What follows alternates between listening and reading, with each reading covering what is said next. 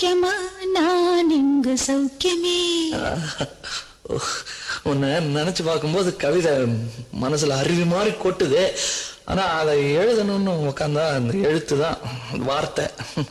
உன்னை எண்ணி பார்க்கையில் கவிதை கொட்டுது, அதான் அதை எழுத நினைக்கையில் வார்த்தை முட்டுது. அதேதான் பிரமாதம். கவிதை கவிதை படி. கண்மணி அன்போடு காதலன் நான் எழுதும் கடிதமே.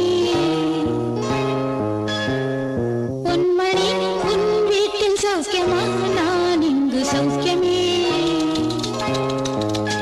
உன்னை எண்ணி பார்க்கையில் கவிதை கொட்டுது, அதை எழுத நினைக்கையில் வார்த்தை முட்டுது.